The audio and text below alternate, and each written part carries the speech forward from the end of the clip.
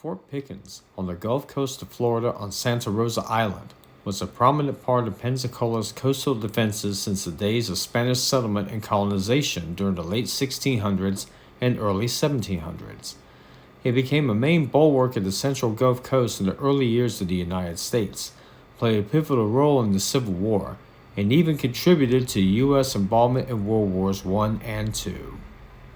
I'm Bill Scott, and I'm making history. Fort Pickens is now part of Gulf Island's National Seashore. Its remnants still pay tribute to its importance as one of the first lines of defense for Pensacola Bay to the north and the Gulf of Mexico to the south. Fort Pickens was part of what was called the third system of coastal forts, meant to defend America's maritime borders. It's a logical progression from the first system. The third system, begun in 1817, was conceived after the War of 1812 to bolster coastal defenses throughout the American coastline. Though nearly 200 establishments were planned, only 30 were actually constructed. A few existing examples are those of Fort Pulaski, just east of Savannah, Georgia, and Fort Sumter off the coast of Charleston, South Carolina, famous for being the location of the first shots of the Civil War in 1861. One of the unique features about the Fort Pickens area, at least to me anyway, are these cannon. This first cannon is Spanish. It dates back to when the Spanish were last here in the late 1700s and early 1800s. These three cannon, however, are British. You can tell that because of this unique insignia on this cannon, and the other two are also, is GR for George III.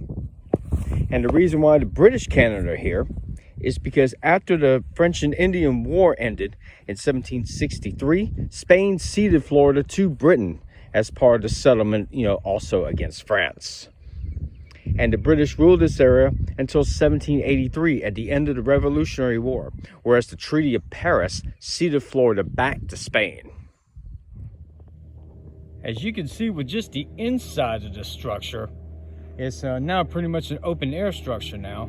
But as you can see, Fort Pickens is a massive fort, the largest of the forts built to fortify and help defend Pensacola Bay. It was started in 1829 and finished in 1834, and it took an estimated 21.5 million bricks to construct it. Along with the bricks, local lumber was used along with mortar made from local sand and lime, granite for the stairs, and lead for waterproofing, as well as gutters and drains, among other materials. As for who constructed it, enslaved Africans performed the vast majority of the work. Some were rented by U.S. Army engineer William H. Chase, who designed the fort, from local slave owners. Others were obtained by an agreement Chase had with a local firm under a gentleman's agreement.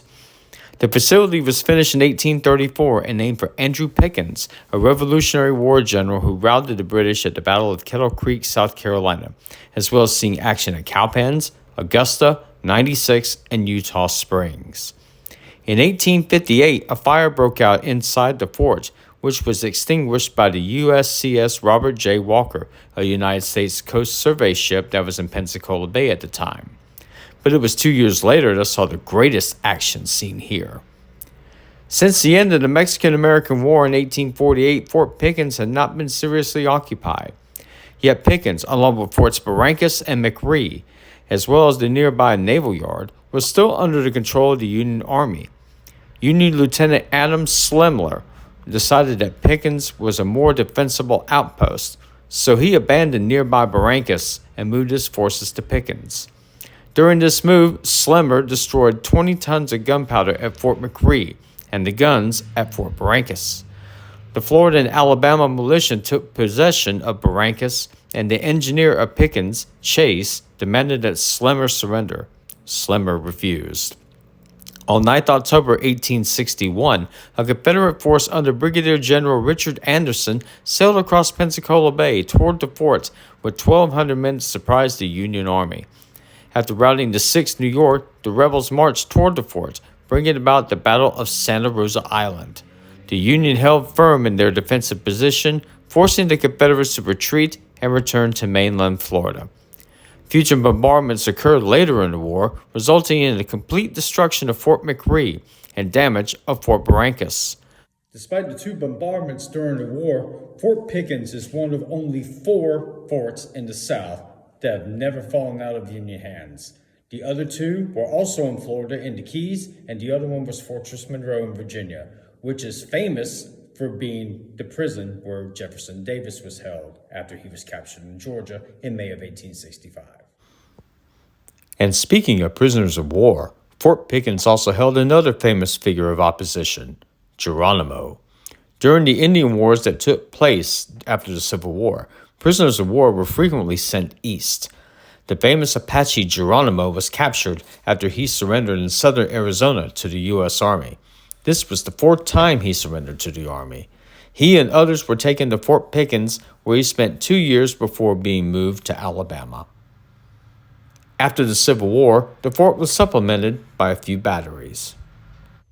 Beside Fort Pickens are the remnants of 3 batteries, Sevier, Cullum, and then Swearingen. These batteries were built starting in 1895 and were finished in 1898 to help bolster the defenses of Fort Pickens, which is immediately to our east. These are supposed to house what are called disappearing rifles. Disappearing rifles are meant to be tucked in out of view from the opposing army after firing. And there were 2 of them on each battery.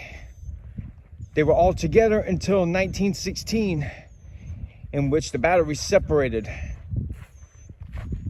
and each become a separate battery, Sevier, Cullum, and then Swearingen. These batteries were discontinued in 1933. Other batteries in the area, such as Payne and Truman, were in use on the island until after World War II. 30 years after that, in 1971, the island became part of Gulf Island's National Seashore. For its history, most people come for its modern amenities, especially these white sugar sand beaches over here. Absolutely beautiful, isn't it?